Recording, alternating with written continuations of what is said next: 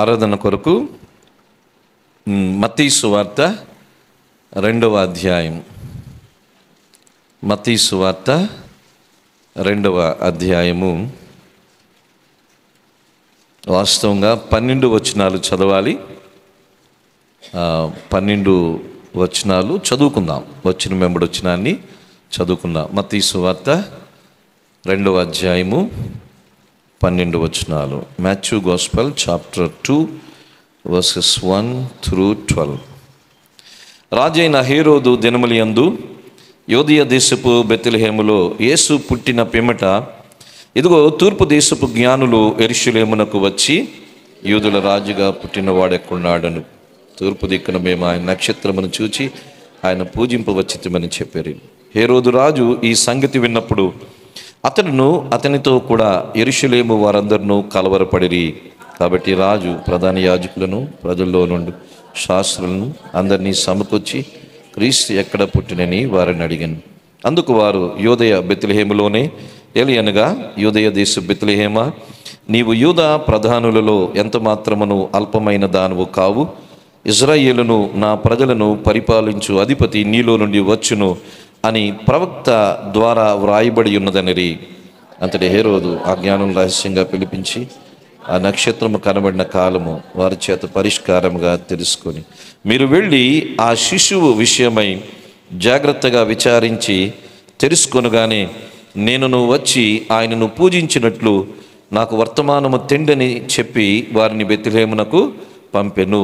వారు రాజు మాట విని బయలుదేరిపోచుండగా ఇదిగో తూర్పు దేశమున వారు చూచిన నక్షత్రము ఆ శిశువు ఉండిన చోటు మీదుగా వచ్చి నిలిచి వరకు వారికి ముందుగా నడిచింది. వారు ఆ నక్షత్రమును చూచి అత్యానంద భరితులై ఇంటిలోనికి వచ్చి తల్లి అయిన మరియను ఆ శిశువును చూచి సాగిలపడి ఆయనను పూజించి తమ పెట్టెలు విప్పి బంగారమును సాంబ్రాణిని బోళమును కానుకలుగా ఆయనకు సమర్పించిరి. తర్వాత హేరోదు నొద్దకు వెళ్ళవద్దని స్వప్నమందు దేవుని చేత బోధింపబడిన వారై వారి మరి యొక్క మార్గమున తమ దేశమునకు తిరిగి వెళ్ళిరి. ఆరాధనలో ఉండే లక్షణాలు ఏంటో మనము ధ్యానం చేస్తాం. క్యారెక్టరిస్టిక్స్ ఆఫ్ వర్షిప్ అని అంటాం. ఆరాధనలో ఉండే లక్షణాలు మనము చూస్తాం. మనము దేవుణ్ణి ఆరాధన చేస్తాం. ఆరాధన అనేది ప్రతి క్రైస్తవ విశ్వాసి జీవితంలో ఒక ప్రధానమైన ఘట్టం. ఆరాధన అనేది ఒక దినానికి సంబంధించింది కాదు. ఆరాధన అనేది అది జీవితానికి సంబంధించింది. ఆరాధన అనేది కేవలం మందిరములో మాత్రమే చెయ్యం. ఆరాధన అనేది ఇది అనుదినము చేసేది. ఆరాధన అనేది కేవలం విశ్వాసికి మాత్రమే సంబంధించింది. ఆరాధన అవిశ్వాసికి సంబంధించింది కాదు. విశ్వాసులు చేసే ఆరాధనను దేవుడు అంగీకరిస్తాడు. దేవునిని ఎరగని అవిశ్వాసులు చేసే ఆరాధనని దేవుడు అంగీకరించడు. అందుకని ఆరాధన ఇది దేవుణ్ణి మనము హెచ్చించే విధములో అత్యున్నతమైంది. చాలా సందర్భాల్లో ఈ విషయాన్ని గురించి మనం నేర్చుకున్నాం. దేవుణ్ణి స్తుతించడము, దేవునికి కృతజ్ఞతలు తెలియజేయడము, దేవునికి ఆరాధన అర్పించడము. దేవుణ్ణి స్తుతించడము, దేవునికి కృతజ్ఞత తెలియజేయడము, ఇది సాధారణంగా దేవుడు మనకి చేసే కార్యాలను బట్టి మనం చేస్తాం. దేవుణ్ణి స్తుతిస్తాము, దేవునికి కృతజ్ఞతలు తెలియజేసుకుంటాము దేవుడు చేసే కార్యాలను బట్టి. కానీ ఆరాధన అనేది దేవుడు మేలులు చేసినా చెయ్యకపోయినా, దేవుడు మన ప్రార్థన విని జవాబిచ్చినా ఇవ్వకపోయినా, ఆరాధన అనేది దేవుడు ఏమై ఉన్నాడో, దేవుని యొక్క గుణలక్షణాలు ఏంటో తెలుసుకొని చేసేది. అందుకని ఆరాధన స్తుతి కన్నా, కృతజ్ఞత కన్నా చాలా ఉన్నతమైనది. Highest thing is worship than praise than thanks giving అని అంటాం. అందుకని ఆరాధనలో ఆరాధన చేసే వ్యక్తి కొన్ని లక్షణాలు కలిగి ఉండాలి. సరే, దేవుడు ఎవరో మనం ఆరాధన చేస్తున్నాం. దేవుని గుణలక్షణాలు తెలుసుకొని దేవుణ్ణి మనం ఆరాధన చేస్తాం. అంతేకాదు, దేవుడు చేసిన కార్యాల్ని మనం తెలుసుకొని దేవుణ్ణి ఆరాధన చేస్తాం.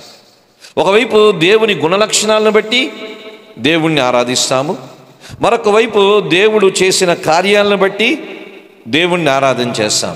అయితే ఈ ఆరాధన చేసే మనకు ఉండవలసిన లక్షణాలు ఏమిటో జ్ఞానుల ద్వారా మనము కొన్ని లక్షణాలు మనం చూడవచ్చు. ఒక 7 లక్షణాలు జ్ఞానులు ఆ రోజున యేసు ప్రభు దగ్గరికి వచ్చి ఆరాధన చేశారు. అదే కదా మనం చూస్తాము. ఆ మత్తయి సువార్త 2వ అధ్యాయము 11వ వచనము 10వ వచనము కలిసే ఉన్నవి. వారంట అత్యానంద భరితులై ఆ మరియ యోసేపు ఇంటిలోనికి వచ్చి తల్లి అయిన మరియను ఆ శిశువును చూచి సాగిలపడి ఆయనను పూజించి తమ పెట్టెలు విప్పి బంగారమును సాంబ్రాణిని బోళమును ఆయనకు కానుకలుగా ఆయనకు సమర్పించిరి. ఇదంతా కూడా వాళ్ళు చేయమని వాళ్ళకి ఎవరు చెప్పారు? అందుకని ఆరాధనలో ఆరాధించే వ్యక్తికి ఉండే లక్షణాలు మనం జ్ఞాపకం చేసుకోవాలి. చాలా సందర్భాల్లో నేను కూడా మీకు జ్ఞాపకం చేశాను. ఆరాధన అనేది ఒక చర్చ్ ప్యాటర్న్ కాదు. ఆరాధన అనేది ఒక సంఘ పద్ధతి కాదు. ఇది దేవుడే పెట్టింది. ఆరాధన అనేది ఒక సంఘ క్రమం కాదు. It is God's commandment. చూడండి ఎక్కడుందో నేను మీకు చూపిస్తాను. యెషయా గ్రంథం 42వ అధ్యాయం, యెషయా గ్రంథము 43వ అధ్యాయము 7వ వచనాన్ని చదువుతున్నాను. యెషయా గ్రంథము 43వ అధ్యాయము 7వ వచనము. నా మహిమ నిమిత్తము నేను సృజించిన వారిని, నా నామము పెట్టబడిన వారినందరినీ తెప్పించుము, నా మహిమ నిమిత్తము అని దేవుడు చెప్తున్నాడు. దేవుడు మనుష్యులని ఎందుకు సృజించాడు అంటే ఆయన మహిమ నిమిత్తమే సృజించాడు. God has created human beings for his own glory. దేవుడు మనుషులని ఎందుకు సృష్టించాడు అంటే ఆయన మహిమ కొరకే సృష్టించాడు.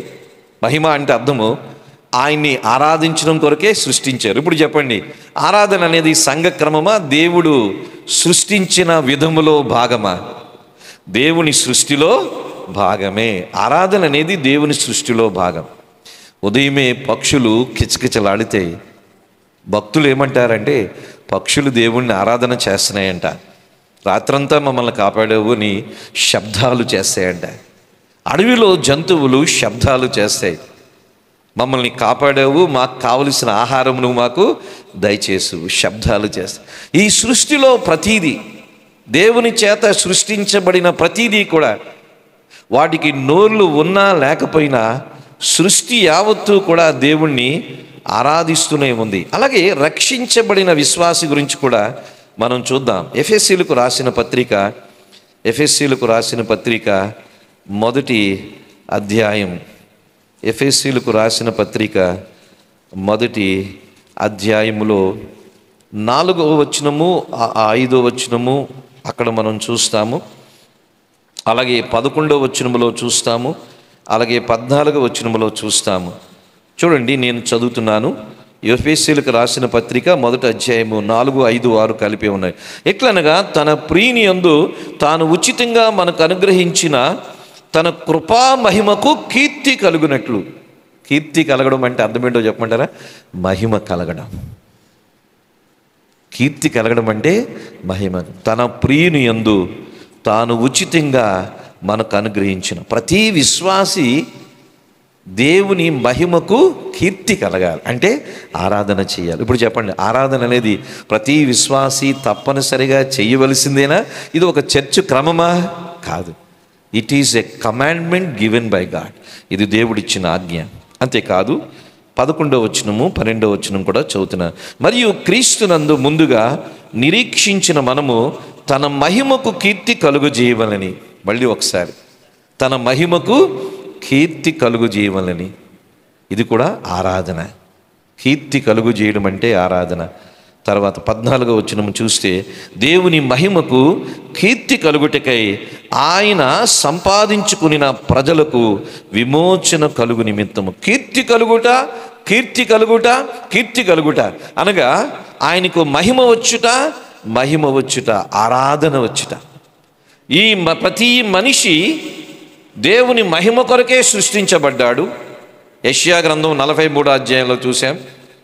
అంతేకాదు, రక్షించబడిన ప్రతి విశ్వాసి దేవుని మహిమ కొరకే రక్షించబడ్డాడు, కీర్తి కలగడానికి. ఇప్పుడు తెలుసుకుందాం, ఆరాధన అనేది చర్చ్ క్రమములో భాగం కాదు. ఇది ప్రతి మనిషి దేవునికి చెయ్యవలసింది. అంతేకాదు, రక్షించబడిన ప్రతి విశ్వాసి దేవుణ్ణి ఆరాధన చేయవలసింది. We are bound to worship God. It is not the pattern of the church, it is not part of the church worship, it is part of human life, it is part of every Christian believer. ప్రతి క్రైస్తవ విశ్వాసి యొక్క బాధ్యత, సృజించబడిన ప్రతి మనిషి యొక్క బాధ్యత. ఇది చర్చిలో ఉన్నామా, ఏ చర్చిలో ఉన్నామా, దీనికి సంబంధము కాదు. అందుకే నేను మీకు 2 వచనాలు చూపించాను.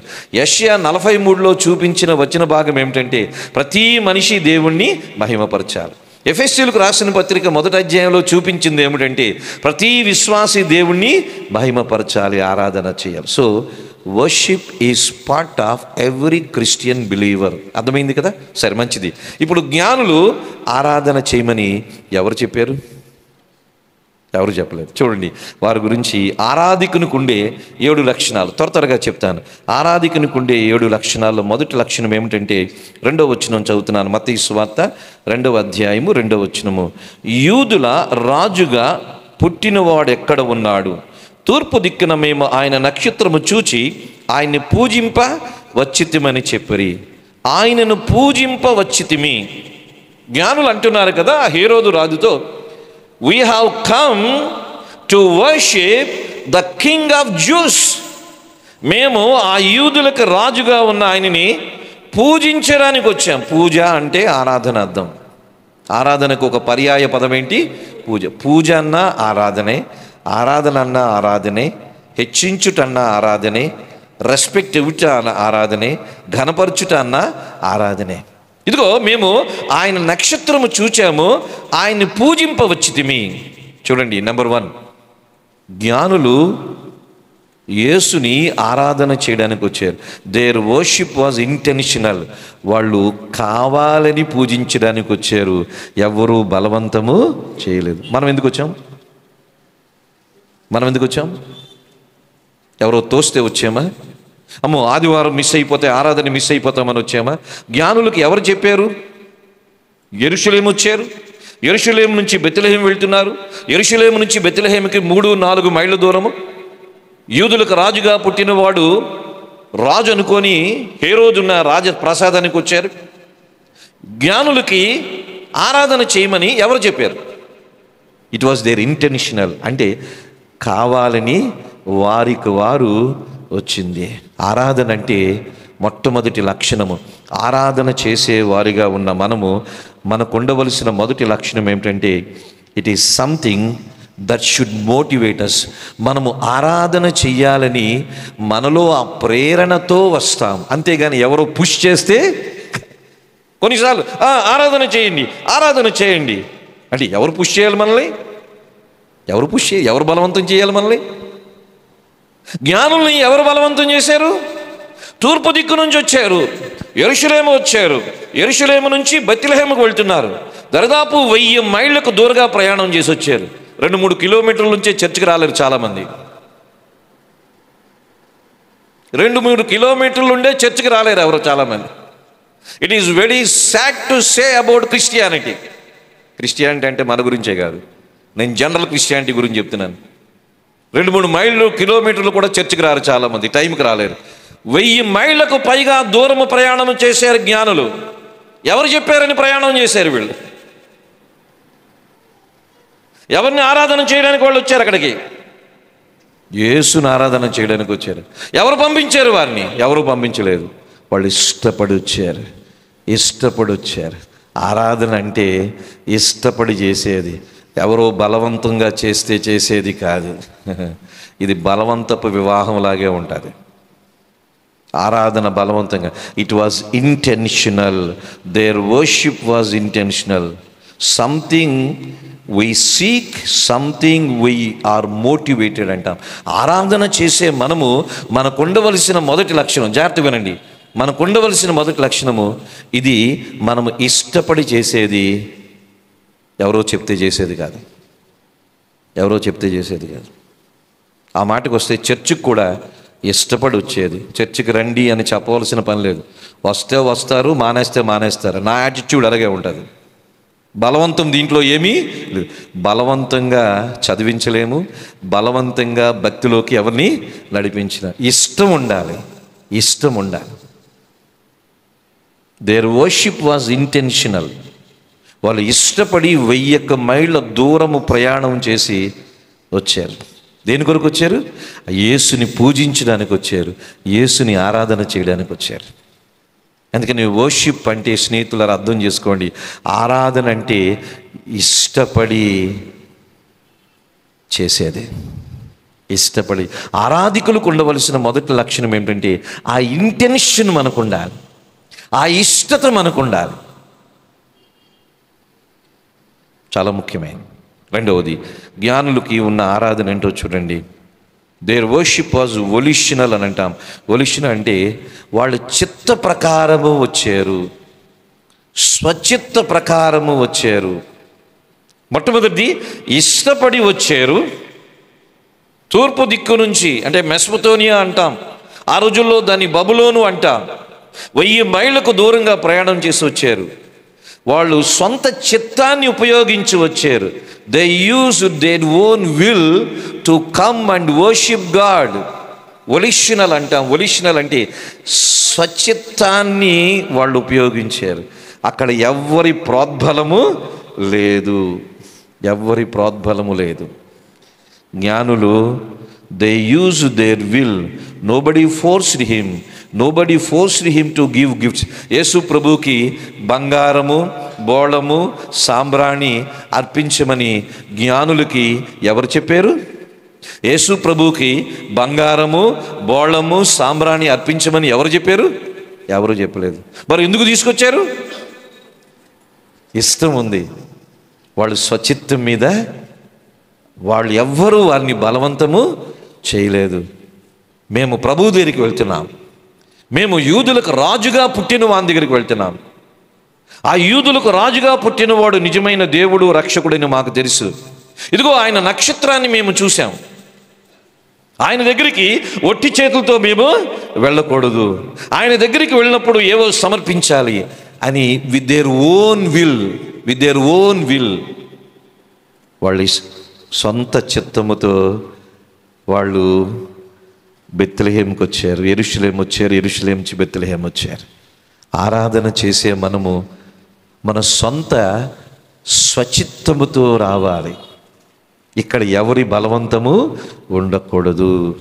జ్ఞానులు ఒకటి ఇష్టపడి వచ్చారు ఆరాధన చేయడానికి, రెండవది స్వచిత్తముతో వచ్చారు ఆరాధనకి. ఇక్కడ కొన్ని మాటలు మీకు చెప్తాను. మనము కూడా ఇష్టపడే పాటలు పాడాలి, మనము ఇష్టపడే మందిరానికి, చర్చికి రావాలి, మనము ఇష్టపడే ప్రార్థన చెయ్యాలి, మనం ఇష్టపడే వాక్యం చదవాలి. ఎవరి బలవంతంతో చేయకూడదు. బలవంతపు భక్తి ప్రమాదకరమైంది. బలవంతపు భక్తి ప్రమాదకరమైంది. ప్రార్థన చేసావా అని పదే అడిగితే మన కొరకు వాడు ప్రార్థన చేస్తాడు, లేకపోతే వాడు ప్రార్థన చేయడం ఇష్టం లేదు. నువ్వు బైబిల్ చదివేవా అని అడుగుతా, మన కొరకు బైబిల్ చదువుతాడు కాదు, బైబిల్ చదవడు. అయిష్టంగా చేసేది ఏది దేవునికి ఇష్టము ఉండదు. అర్థం చేసుకోండి. అయిష్టంగా చర్చికి వచ్చిన దేవునికి ఇష్టం ఉండదు. Better to stay back at home, ఇంట్లో ఉండిపోవడం మంచిది. అయిష్టంగా చర్చికి రావడం దేవునికి ఇష్టం లేదు. అయిష్టంగా ప్రార్థన చేయడం దేవునికి ఇష్టం లేదు. అయిష్టంగా బైబిల్ చదవడం దేవునికి ఇష్టం లేదు. అయిష్టంగా దేవుని కొరకు ఏది చేయడం దేవునికి ఇష్టం లేదు. అయిష్టంగా ఆరాధన చేయడం కూడా దేవునికి ఇష్టం లేదు. ఒరిజినల్ విత్ విల్, చిత్తమును ఉపయోగించి, మన చిత్తమును ఉపయోగించి దేవుని దగ్గరికి రావాలి, ఆరాధన చెయ్యాలి. జ్ఞానుల్ని ఎవరూ బలవంతము చేయలేదు. వాళ్ళు ఇష్టపడి వచ్చారు, సొంత చిత్తముతోనే వచ్చారు. దేవుణ్ణి ఆరాధించేవాళ్ళు ఇష్టపడి ఆరాధన చేయాలి. సెల్ఫ్ విల్ అంటాం, స్వచిత్తాన్ని ఉపయోగించి ఆరాధన చేయాలి. అర్థమవుతుంది కదా? చాలా వరకు ఆరాధనలు మెకానికల్గా ఉంటున్నాయి, యాంత్రికంగా ఉంటున్నాయి. యాంత్రికంగా ఉన్నాయండి, ఆ చర్చికి వెళ్ళాలి కదా, వెళ్ళకపోతే ఆయన ఫోన్ చేస్తాడు. నేనేం ఫోన్ చేయను, మీరు మానేసిన పర్లేదు, నేనేం ఫోన్ చేయను. I won't waste my time for calling you number of times. ఎందుకంటే నా గురించి ఎవరు చర్చికి రాకండి, దేవుని గురించి రండి. Don't come to church for my sake. నేను కూడా చర్చికి నా గురించి నేను రావడం లేదు. మనం అందరం దేనికి వస్తాం? దేవుని గురించి వస్తాము, వాక్యం గురించి వస్తాం.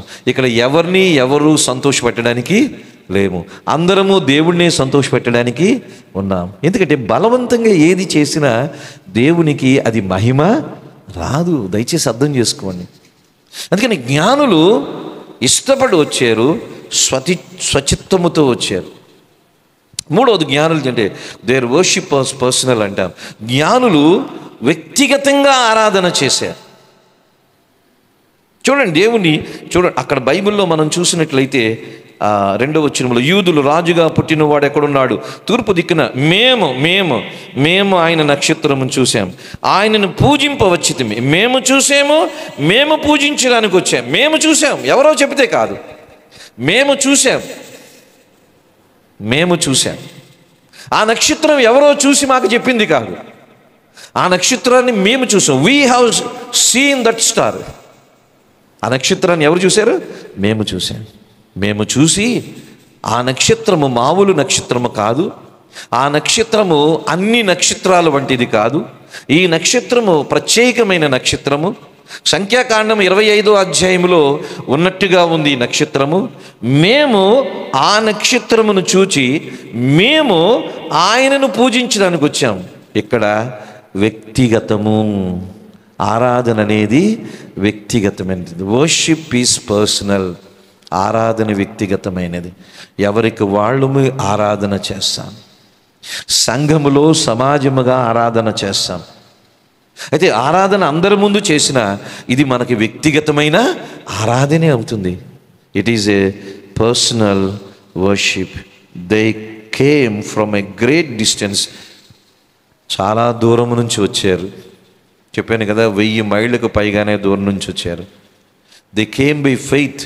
విశ్వాసముతో వచ్చారు. ఆ నక్షత్రం వారిని నడిపించింది. ఆ నక్షత్రము వారిని యేసు ఉన్న చోటకి నడిపిస్తుంది అన్న విశ్వాసము వారికి ఉంది. వాళ్ళు చాలా దూరం నుంచి వచ్చారు, మొదటిది. రెండవది, విశ్వాసముతో వచ్చారు. అంతేకాదు, వాళ్ళు ఎలాగొచ్చారంటే ఆనందభరితులయ్యారు. 10వ వచనంలో చూసాం, 2వ అధ్యాయం 10వ వచనంలో, వారు ఆ నక్షత్రమును చూచి అత్యానందభరితులే, సంతోషముతో వచ్చారు. దేవుణ్ణి ఆరాధించే మనము సంతోషముతో రావాలి. మన ముఖాల్లో సంతోషం ఉండాలి. బహుశా ఇది కూడా దేవుడిచ్చే గిఫ్ట్ ఏమో. కొంతమందికి సంతోషం ఉండదు. మోషే ముఖ వర్చస్సు పెరిగింది, స్టెఫను ముఖం వర్చస్సు పెరిగింది. యేసు ప్రభు కూడా మత్తయి సువార్త 17వ అధ్యాయంలో ఆ రూపాంతర దేవాలయం ముఖము కూడా ఆయన సూర్యుని వలె అయిపోయింది, తేజం అయిపోయింది. అలా బాప్తిస్మిచ్చి యోహాను సువార్త 5వ అధ్యాయంలో ఆయన మండుచూ ప్రకాశిస్తున్న వాడికి అయిపోయాడు. అంటే మన ముఖాలు వర్చస్సు రావాలంటే ఏదో అని కాదు, మన ముఖంలో కనీసం నవ్వైనా సంతోషమైనా ఉండాలి. జ్ఞానులు 1000 మైళ్ళకు దూరం ప్రయాణం చేసి వచ్చారు. ఆ నక్షత్రము వారిని యేసు దగ్గరికి నడిపిస్తుందని విశ్వాసముతో వచ్చారు, సంతోషముతో వచ్చారు. మందిరానికి సంతోషంగా వచ్చారా లేదా చెప్పండి? Have you come to church with Joy and happiness? దేవుని మందిరానికి సంతోషంతో, ఆనందం. అబ్బా, మళ్ళీ ఆదివారం వచ్చింది, మళ్ళీ సంఘం వచ్చింది, మళ్ళీ సంఘంలో అందరినీ కలుస్తున్నాం, మళ్ళీ బ్రదరు సిస్టర్లు అందరినీ కలుస్తున్నాం, మళ్ళీ ఒకసారి అందరికీ వందనాలు చెప్పుకోవచ్చు. అందరం మళ్ళీ ఒకసారి ఈ వారపు దినాలు ఎక్కడెక్కడో ఉన్నాం, ఏవేవో పనులు చేసుకున్నాం, మళ్ళీ అందరినీ కలవచ్చు, కొంత దేవుడిని ఆరాధన చేయొచ్చు, కొంచెం పాటలు పాడొచ్చు, వాక్యం వినొచ్చు. అబ్బో, దేవుని మందిరం అనే సంతోషంతో వస్తున్నారు. చిచ్చి మళ్ళీ ఆదివారం వచ్చేసిందని అనుకుని వస్తున్నారు. మీరు ఎలాగొస్తున్నారో నాకు తెలియదు. జ్ఞానులు ఎలాగొచ్చారో చెప్తాను. ఆనందభరితులే వచ్చారు. 1000 మైళ్ళ దూరం ప్రయాణం చేశారు, విశ్వాసముతో వచ్చారు, దే రిజాయిస్, ఆనందముతో వచ్చారు. అంతేకాదు వాళ్ళు ఎలా వచ్చారంటే ఆ శిశువుని చూచి సాగిలపడిరి, తగ్గింపుతో వచ్చారు. ఎలాగొచ్చారు? సాగిలపడ్డారు. అరే ఇంత దూరం నుంచి వచ్చామే, మేము సాగిలపడవలసిన పని లేదు అనుకోలేదు. సాగిలపడ్డారు, తగ్గింపుతో వచ్చారు. అంతేకాదు తగ్గింపుతో వచ్చాం కదా, ఇంత దూరం నుంచి వచ్చాము కదా, ఈయనకి బహుమానాలు ఎందుకు ఇవ్వాలి అని అనుకోలేదు. బహుమానాలు ఇచ్చారు, అర్పణలు అర్పించారు, బంగారము బోళము సాంబ్రాణి ఇచ్చి వెళ్ళిపోయారు. చూడండి, జ్ఞానుల గురించి కొన్ని మాటలు చెప్తున్నాను. చాలా దూరం నుంచి వచ్చారు. నెంబర్ 1. నెంబర్ 2 విశ్వాసముతో వచ్చారు. నెంబర్ 3 ఆనందభరితులై వచ్చారు. నెంబర్ 4 తగ్గింపుతో వచ్చారు. నెంబర్ 5 సమర్పించడానికి వచ్చారు. వ్యక్తిగతంగా వచ్చారు. వాళ్ళు ఎవరైనా పంపించవచ్చు కదా. ఇదిగో తూర్పు దిక్కున ఆ నక్షత్రాన్ని చూసాము, మేము ఈ బబులోను మెస్పటోనియా నుంచి యెరూషలేము ఆ బెత్లెహేము వెళ్ళడం 1000 మైళ్ళకు దూరంగా ప్రయాణం, మేము రాలేము. ఇదిగో ఈ బంగారము బోళము సాంబ్రాణి మీరు తీసుకుని అక్కడికి వెళ్ళి ఆ యేసుకి సమర్పించండి అని జ్ఞానులు సేవకులను ఎవరినైనా పంపించవచ్చు. కానీ ఎవరిని పంపించలేదు. వాళ్ళే వ్యక్తిగతంగా వచ్చారు, ఆరాధన చేశారు. ఆరాధన వ్యక్తిగతమైనది. ఎంత కష్టం ఉన్నా దేవుని మందిరానికి రావాలి. మేము పెళ్ళైన కొత్తలో కర్ణాటకలో ఉండేవాళ్ళము. మేము ఉండేది ఒక కాలేజీ అక్కడ పల్లెటూరులో ఉండేది. అక్కడ నుంచి మండ్య అంటే మైసూరుకు దగ్గరలో చర్చ్ ఉండేది. కనీసం రాను బోను 100 కిలోమీటర్లు బస్సులో నిలబడి వెళ్ళేవాళ్ళని. నమ్మితే నమ్మొచ్చు, బస్సులో నిలబడి వెళ్ళేవాళ్ళు. అవన్నీ ప్రైవేట్ బస్సులు. సాయంత్రం ఆరాధన వెళ్ళేటప్పుడు బస్సులో నిలబడేవాళ్ళని, గంట సేపు నిలబడేవాళ్ళని. ఎందుకంటే లోకల్గా చర్చెస్ ఉన్నాయో లేదో తెలీదు, ఉన్న కన్నడ మాకు అర్థం కాదు. ఆ మండ్య మైసూరు దగ్గర అది ఇంగ్లీష్ సర్వీసు. సో అక్కడికి వెళ్దాం, సండే మిస్ అవ్వకూడదు, ఆరాధన మిస్ అవ్వకూడదు, ఆదివారం మిస్ అవ్వకూడదు అనే ఏకైక ఉద్దేశంతో అప్పుడు కొత్తగా పెళ్ళయింది కాబట్టి ఆ ఎనర్జీ ఉంది కాబట్టి నిలబడి వెళ్ళేవాళ్ళమి. ఆదివారము భోజనం చేసేవాళ్ళం కాదు, వచ్చినప్పుడు ఏవో స్నాక్స్ తినేసి మళ్ళీ ఇంటికి 10:30కి వచ్చేవాళ్ళమి. మాకేం బహుమానాలు ఉన్నాయి? దేవుడు ఏమైనా మా కోట్లు ఇచ్చే ఏదైనా దానివల్ల బహుమానం ఇచ్చాడా? కాదు. చర్చికి వెళ్ళాలి, ఆరాధనకు వెళ్ళాలి, ఆ ఒక్క ఆశ. 2 కిలోమీటర్ల దూరం నుంచి రాలేకపోతున్నారు కొంతమంది. 2 కిలోమీటర్ల దూరం నుంచి రాలేకపోతున్నారు కొంతమంది. దేవుడు ఎక్కడ దీవిస్తాడు?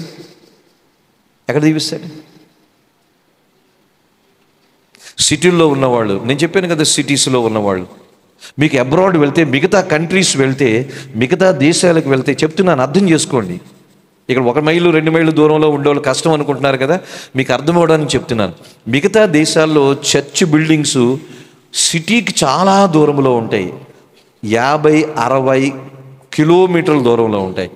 ఆదివారం ఆ చర్చికి వెళ్ళాలంటే ఉదయం 4 గంటలకు 5 గంటలకు వాళ్ళు భోజనాలు ఎప్పుడు ఫ్రిడ్జ్లో ప్యాక్ చేసి ఉంటాయి కాబట్టి 5కో 4కో లేచి కారులు తీసుకొని చర్చికి అక్కడ 50 కిలోమీటర్లు గంటలో వెళ్ళిపోవచ్చు. ఎందుకంటే మంచి మంచి హైవేస్ ఉంటాయి. గంట ప్రయాణం చేసి ఆరాధన చూసుకొని ఇంటికి వచ్చేటప్పటికు ఆదివారం సాయంత్రం అయిపోద్ది. అమెరికా దేశాల్లో పెద్ద పెద్ద సిటీస్లో, బాంబేలో కానీ, బెంగళూరులో కానీ, ఢిల్లీలో కానీ ఒక స్థలము నుంచి మందిరానికి వెళ్ళాలి. మనకి ఇంటి పక్కన ఉన్న వాళ్ళు రాలేకపోతున్నారు. వీళ్ళు ఏమనాలి చెప్పండి? వీళ్ళు ఏమనాలి? తిరుగు ట్రాయి కట్టి గోదావరిలో వేసేయలేమనిపిస్తుంది. ఇంకా అంతే చేయాలి. తిరుగు ట్రాయి కట్టి గోదావరిలో అంటే ఇలాగ అంటున్నానని మీరు కోపపడకండి. మీకు కోపం రావాలని చెప్తున్నాను.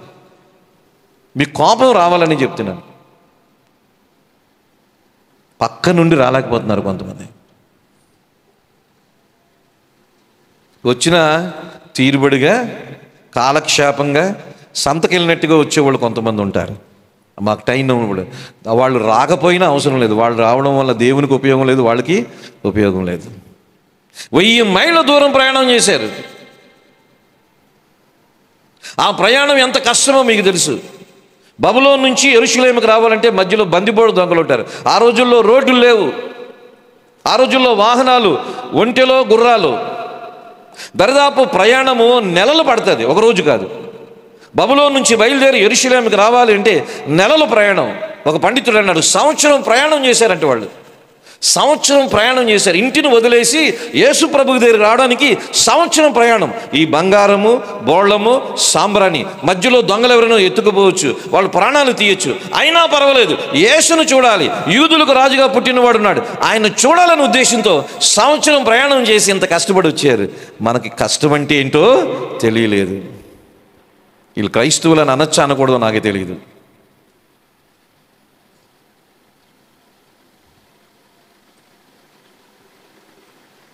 They worshipped personally. వ్యక్తిగతంగా వచ్చి ఆరాధన చేశారు. వ్యక్తిగతంగా వచ్చి ఆరాధన చేశారు, ఎవరినో పంపించలేదు. అందుకని ఆరాధించే మనము ఇష్టపడి ఆరాధన చేయాలి. రెండవది స్వచిత్తముతో ఆరాధన చేయాలి, ఫోర్స్ ఉండకూడదు. మూడవది వ్యక్తిగతంగా ఆరాధన చేయాలి. Worship should be personal. వ్యక్తిగతంగా ఆరాధన చేయాలి. నాలుగవ చెప్పిన దే వర్షిప్ వాజ్ ఇమోషనల్. వారు ఆరాధనలో భావోద్రేకాలు ఉన్నాయి. వారి ఆరాధనలో భావోద్రేకాలు ఉన్నాయి. 10వ వచనం 11వ వచనం చూస్తే వాళ్ళు వచ్చి అత్యానంద భరితులై, ఆ నక్షత్రమును చూచి అత్యానంద భరితులై, వాళ్ళ ఆరాధనలో భావోద్రేకాలు ఉన్నాయి. వాళ్ళ ఆనందాన్ని వ్యక్తం చేశారు. అక్కడ ఆరాధన అంటే అర్థం ఏమిటంటే మన భావోద్రేకాలను వ్యక్తం చేస్తాం. కన్నీరు వస్తే కన్నీరు కారుస్తాం, తప్పేముంది, సిగ్గుపడవలసిన పని లేదు. కంట్లోంచి నీరు వస్తే ఏడుస్తాం, మందిరంలో ఏడుస్తాం, కన్నీళ్లు కారుస్తాం. మన భావోద్రేకాలు దేవుని దగ్గర వ్యక్తం చేసుకోవడంలో తప్పేమీ లేదు. Don't try to hide your emotions. మన భావోద్రేకాలు అణిచుకోవడానికి ప్రయత్నం చేయొద్దు. వాళ్ళ ఆనందాన్ని వ్యక్తం చేశారు. దేవుని మందిరానికి భావోద్రేకాలు వ్యక్తం చేయాలి, సంతోషాన్ని వ్యక్తం చేయాలి, దుఃఖాన్ని వ్యక్తం చేయాలి, తప్పేమీ లేదు. ఎందుకంటే ఇది ఎవరో చూస్తారో చూడని కాదు. కొంతమంది ఆరాధన చేస్తూ ఉంటే కంటిలోంచి కన్నీరు కారుతుంది. ఎందుకో చెప్పంటారా? ఆ భావోద్రేకం, ఆ దేవుడు చేసిన కార్యాలు, దేవుడు వారిని రక్షించిన విధానము, అది వాళ్ళు ఆలోచన చేస్తూ తలంచుకుంటూ ధ్యానిస్తూ ఆ భావోద్రేకములో కన్నీరు వస్తుంది. తప్పేముంది, అణుచుకోమలసిన పని లేదు. ఎవరైనా ఫ్రెండు జోక్ వేస్తే నవ్వుతాం, అక్కడ అణుచుకుంటున్నామా? ఎవరైనా చనిపోతే ఏడుస్తున్నాం, అక్కడ కన్నీరు కాసిన అక్కడ అణుచుకుంటున్నామా? ఒక మనిషి ముందు మనం భావోద్రేకాలు అణుచుకోవడం లేదు, దేవుని ముందు ఎందుకు అణుచుకోవాల్సి వస్తుంది? భావోద్రేకాలు అణుచుకోమని ఎక్కడైనా బైబిల్లో ఉందా? చూడండి, బైబిల్లో మీకు కొన్ని విషయాలు చెప్తాను. సామెతల గ్రంథము, క్షమించండి, కీర్తనలో 47 మొదటి వచనం చూద్దాం.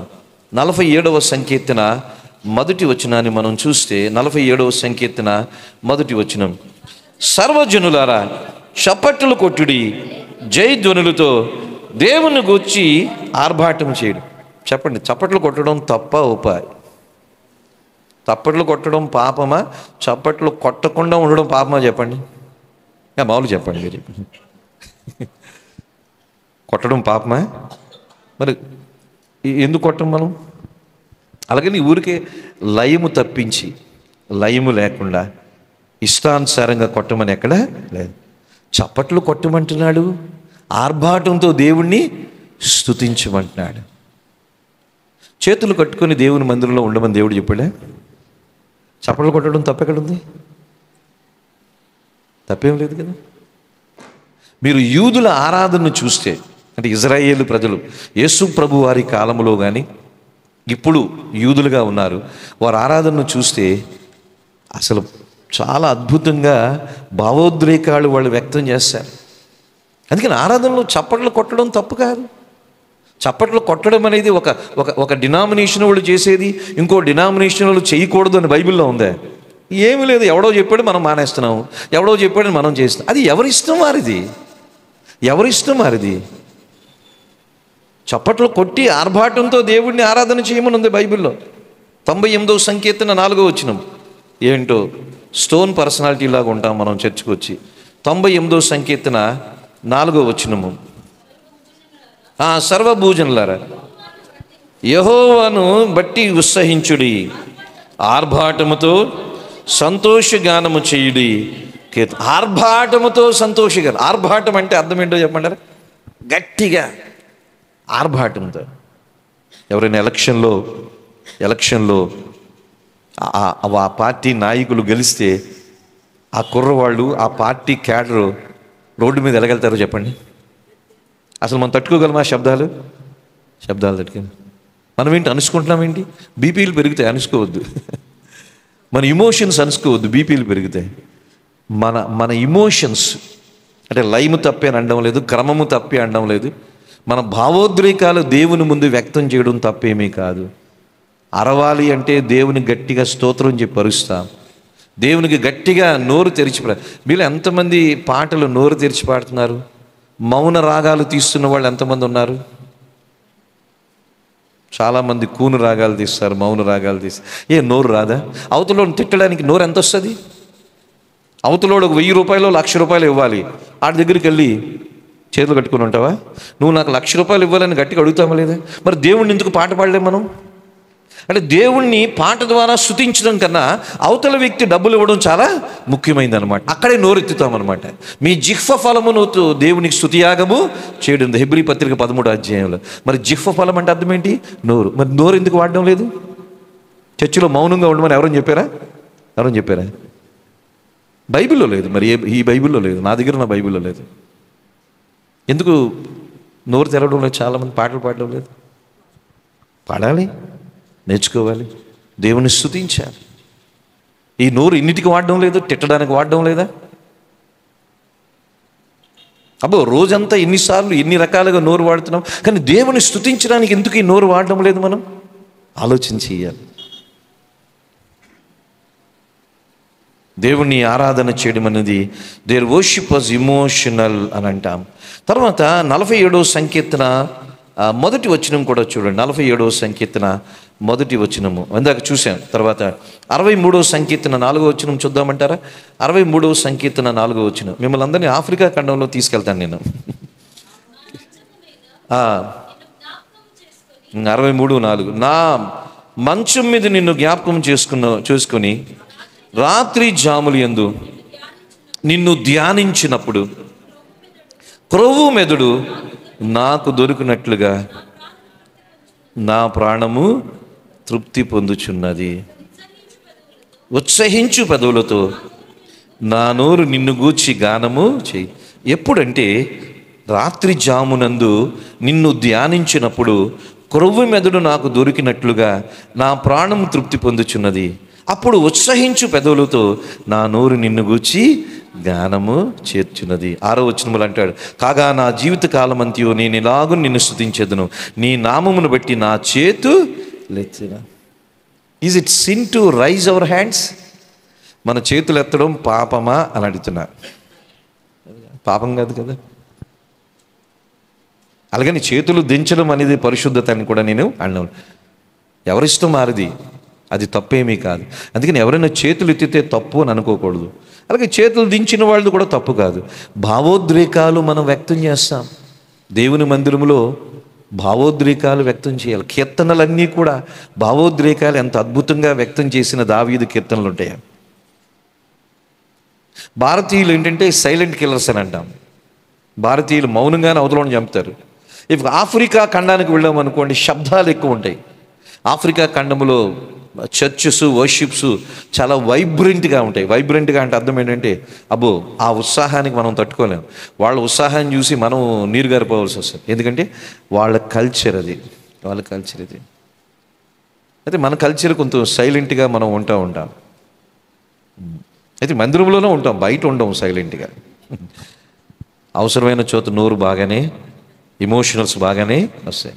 కోపాన్ని బాగా వ్యక్తం చేస్తాం, అసహనాన్ని బాగానే వ్యక్తం చేస్తాం, సంతోషాన్ని బాగానే వ్యక్తం చేస్తాం. ఎవరైనా నవ్వించినప్పుడు దాన్ని బాగానే వ్యక్తం చేస్తాం. చర్చిలోనే కొంత మార్పుతో భక్తిని కొంచెం ప్రదర్శిస్తూ ఉంటామేమో. ఇది కొంత హిపోక్రసీ ఏమో నాకు అనిపిస్తుంది. కొంచెం నటిస్తామేమో అనిపిస్తుంది. ఇక్కడ బయట చాలా చక్కగా నవ్వుతూ చక్కగా సంతోషంగా ఉంటారు. చర్చిలోకి వచ్చేటప్పటికి సూపర్ స్పిరిచువాలిటీ కొంతమంది కనపరుస్తూ ఉంటారు. మనం సామాన్యంగానే ఉండాలి. మందిరంలో కూడా మనము మనలాగే ఉండాలి. Don't try to be like others. ఇతరులాగా మనం ఉండకూడదు, మనం మనలాగే ఉండాలి. దేవుని సన్నిధిలో మన భావోద్రేకాలు అణుచుకోవాల్సిన పనేమీ లేదు. సంతోషాన్ని వ్యక్తం చేయండి, దుఃఖాన్ని వ్యక్తం చేయండి.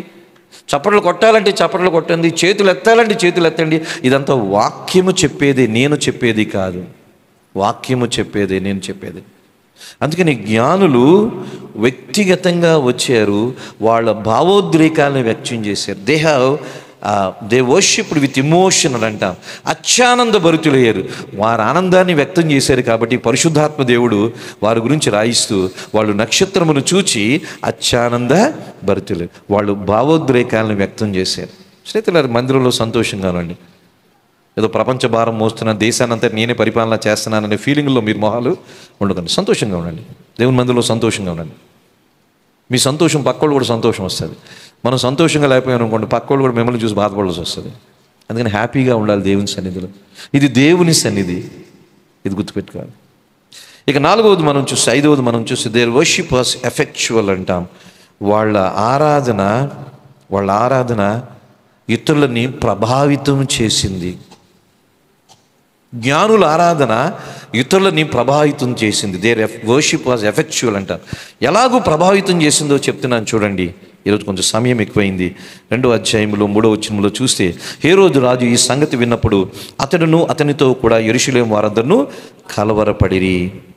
తర్వాత 6వ వచనం 7వ వచనం, అంతటి హేరోదు ఆ జ్ఞానులను రహస్యంగా పిలిపించి ఆ నక్షత్రం కనబడిన కాలం వారి చేత పరిష్కారంగా తెలుసుకుని, మీరు వెళ్ళి ఆ శిశువు విషయమై జాగ్రత్తగా విచారించి తెలుసుకొనగానే నేను వచ్చి ఆయనను పూజించినట్లు నాకు వర్తమానం తెండని చెప్పి వారిని బెత్లెహేమునకు పంపాను. హేరోదు రాజు అంటాడు, మీరు వెళ్ళండి, ఆ యూదులకు రాజుగా పుట్టిన వారిని పూజించండి, వచ్చి నాకు చెప్పండి, నేను వచ్చి పూజిస్తానంటున్నాడు. అయితే దాంట్లో అబద్ధం ఉంది.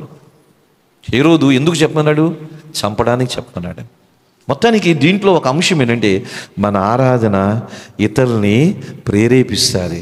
ఆ రోజు హేరోదుని చంపడానికి ప్రేరేపించింది, కానీ మన ఆరాధన ఇతరులు ఆరాధన చేసేలాగా ప్రేరేపించాలి. Worship is effectual, that means it influences others అని అంటాం. ఆరాధన ఇతరులని ప్రభావితము చేసేది. మన ఆరాధన ఇతరులు ఏం చేయాలి? మనం ఆరాధన చేస్తే ఇతరులు మన ఆరాధన ద్వారా ప్రభావితం చేయబడాలి. ఆరాధన ద్వారా ప్రజలు తాకిడికి గురవ్వాలి. ఆరాధన ద్వారా ప్రజలు సంతోషించాలి. మనం చేసే ఆరాధన ఇతరులని ప్రేరేపించాలి. ఆరాధన కొరకు మనం చేసే ఆరాధన ప్రజల్ని తాకాలి, ప్రజల హృదయాల్ని, గుండెలను తాకాలి. ఆ విధంగా మనం ఆరాధన ఉండాలి. అలాగ ఆరాధన చేస్తున్నామా? ఆరాధికులకి లక్షణం ఉండాలి. మన ఆరాధన ఇతరులని ప్రోత్సహించాలి, ప్రేరేపించాలి, ప్రభావం చేయాలి. ఇతరులు కూడా దేవుణ్ణి ఆరాధించేలాగా చేయాలి. It should be influential, it should be effectual అని అంట. ఆరాధన ప్రభావితం చేసేది. మన ఆరాధన మెకానికల్గా ఉంటుంది కదా, యాంత్రికంగా ఉంటుంది. చాలా యాంత్రికంగా ఉంది మన ఆరాధన. అలవాటైపోయిన ఆరాధన, హృదయములోంచి వచ్చిన ఆరాధనగా లేదు. కానీ జ్ఞానుల ఆరాధన ప్రభావితం చేసేది. హేరోదు రాజు అంటాడు, నేను కూడా వచ్చి పూజించినట్లు అంటాడు. అతని ఉద్దేశం వేరే, కానీ ప్రభావితం చేసింది. మన ఆరాధన ఇతరులను ప్రభావితం చేయాలి. ఆ విధంగా మనం ఆరాధికులుగా మారాలి. చివరికి 7వది మనం చెప్తున్నాం, దేర్ వర్షిప్ వాస్ కాస్ట్లీ. వారి ఆరాధన చాలా ఖరీదైంది. వారి ఆరాధన చాలా ఖరీదైంది, చాలా విలువైంది. ఎందుకంటే 1000 మైళ్ళ దూరం ప్రయాణం చేసి వచ్చారు, చాలా శ్రమ పడ్డారు. అంతేకాదు, వాళ్ళు దరిదాపు సంవత్సరం కాలం ప్రయాణం చేశారు, చాలా శ్రమ పడ్డారు. అంతేకాదు, బంగారము, బోళము, సాంబ్రాన్ని, ఎన్నో లక్షల విలువైన బహుమానాలు ఇచ్చారు. లక్షలు. ఒక మాట చెప్తున్నాను చూడండి, 1000 మైళ్ళు దూరం ప్రయాణం చేసి వచ్చేవాళ్ళు బంగారం 1 గ్రాము తెచ్చారంటారా, 1 కేజీ తెచ్చుంటారా? 1000 మైళ్ళు దూరం ప్రయాణం చేసిన వాడు 1 గ్రాము తెస్తాడా? అది కేజీల బంగారమే తెచ్చారు, కేజీల సాంబ్రాణి తెచ్చారు, కేజీల బోళమే తెచ్చారు. ఎందుకంటే వారు 1000 మైళ్ళ దూరం ప్రయాణం చేశారంటే 1 గ్రాము ఇచ్చిపోవడానికి అంత దూరం ప్రయాణం చేయవలసిన పనేమీ లేదు. అంటే ఎంత త్యాగం చేశారో చూడండి. Worship is costly. ఆరాధన చాలా ఖరీదైనది. ఆరాధన చాలా ఖరీదైనది. అంటే దేవునికి ఏదో ధనం ఇవ్వమని నేనేం చెప్పడం లేదు. ఆరాధనలో వెల చెల్లించాలి మనం. దానికి we need to pay price if you want to worship God. దేవుణ్ణి ఆరాధించే వాళ్ళు వెల చెల్లించాలి. ఏంటో చెప్పమంటారా వెల చెల్లించాలి? ఉదయం 5 గంటలకే లేచి 6:30 కల్లా వంట చేయాలి. అది ఆరాధనలో వెల చెల్లించాలి. 7 గంటలు లేచి 8 గంటలకు వంట అంటే చర్చికి 10 గంటలకే వస్తారు. మేము ఎన్ని గంటలు లేస్తామని చెప్పంటారా? మేము ఎన్ని గంటలు లేస్తామని చెప్పంటారా? 5:30. నేను ఎప్పుడే 4కు లేస్తాను. మంజు 5:30కు లేస్తుంది. 7 కల్లా వంట అవుతుంది. 7 కల్లా వంట అవుతుంది. మాకు పిల్లలు లేరు, పిల్లలు ఎక్కడో దూరంలో ఉన్నారు. మీరు ఎన్ని గంటలు లేస్తున్నారు?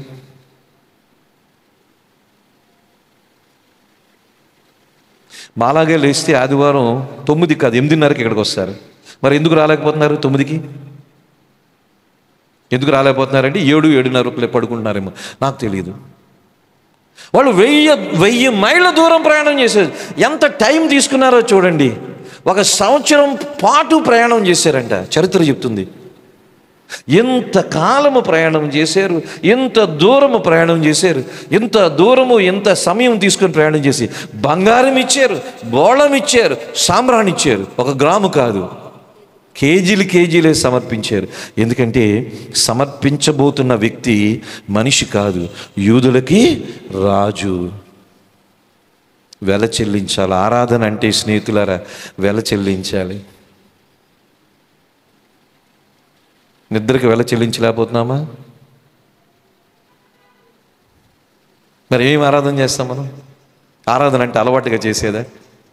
ప్రభా నన్ను రక్షించినందుకు నీకు వందనాలని చెప్పేసి చిలకపాటు పాడేసి ఆరాధన నీకు సమర్పిస్తున్నాను అందామా? అది ఆరాధన అవ్వదు. అది ఆరాధన అవ్వదు. ఇదేదో కంఠస్థం చేసింది అవుతుంది. ఆరాధించే మనం ఈ లక్షణాలు కలిగి ఉండాలి. నెంబర్ 1, ఆరాధికులు ఇష్టపడి ఆరాధన చేయాలి. 2వది, ఆరాధికులు స్వచిత్తముతో ఆరాధన చేయాలి. 3వది, ఆరాధన వ్యక్తిగతమైనది, పక్కోళ్ళతో సంబంధం లేదు. 4వది, ఆరాధన భావోద్రేకాలు వ్యక్తం చేయాలి. 5వది, ఆరాధన మన ఆరాధన ఇతరులను ప్రభావితము చేయాలి. తర్వాత 6వది ఆరాధన ఇది వెల చెల్లించాలి. ఉదయమే 5 గంటలు లేవాలి, వెల